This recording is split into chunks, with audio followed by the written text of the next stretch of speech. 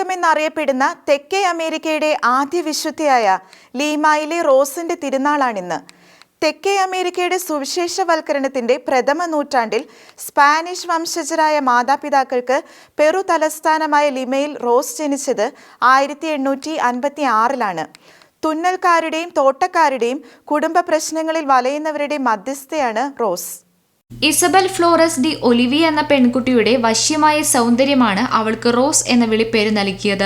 1597-ൽ Dominican 3-ാം സഭാംഗമായി ചേർന്നപ്പോൾ അവൾ ആ പേര് സ്വയം സ്വീകരിച്ചു. വിശുദ്ധ കാതറിൻ സിയന്നായുടെ ആത്മീയതയിൽ ചെറുപ്പത്തിൽ തന്നെ ആകൃഷ്ടയായി ഈ വിശുദ്ധയെ റോസ് മാതൃകയായി സ്വീകരിച്ചു. കന്യാസ്ത്രീ ആകണമെന്ന ആഗ്രഹത്തെ മാതാപിതാക്കൾ എതിർത്തു. വിവാഹം കഴിക്കണമെന്ന അവരുടെ നിർബന്ധവും 10 വർഷം നീണ്ടുനിന്നു. അവർ റോസ് മഠത്തിൽ ചേരുന്നതിനെ എതിർത്തതിനാൽ അവർക്ക് കീഴ്വഴങ്ങി അവൾ ഡൊമിനിക്കൻ 3-ാം സഭാംഗമായി വീട്ടിൽ തന്നെ ഒരു മുറിയൊരുക്കി ഏകാന്തവാസവും ഉപവാസവും ആരംഭിച്ചു. ക്രിസ്തുവിനോട് ആഴത്തിലുള്ള സ്നേഹത്താൽ പ്രചോദിതയായി പ്രാർത്ഥനയ്ക്ക് കൂടുതൽ നേരം ലഭിക്കാനായി ഉറക്കം രാത്രി 2 മണിക്കൂർ മാത്രമായി ചുരുക്കി.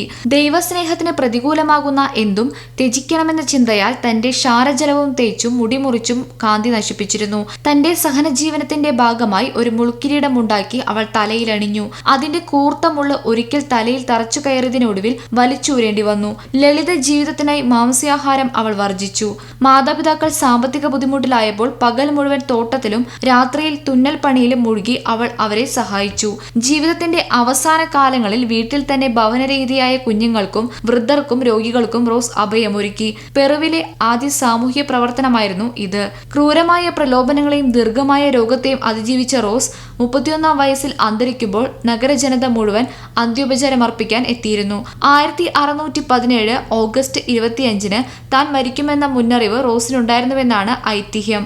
1671-ൽ 10-ാം ക്ലെമന്റ് പാപ്പ വിശുദ്ധയായി പ്രഖ്യാപിച്ചു. International desk, Shekinah news. Shekinah ടെലിവിഷന്റെ വാർത്തകളും പ്രോഗ്രാമുകളും യൂട്യൂബിൽ കാണുന്നതിനായി ഈ ചാനൽ സബ്സ്ക്രൈബ് ചെയ്യുക. നിങ്ങളുടെ മൊബൈലിൽ തത്സമയം നോട്ടിഫിക്കേഷൻ ലഭിക്കുന്നതിന് ബെൽ ബട്ടണിൽ വിരലമർത്തുക.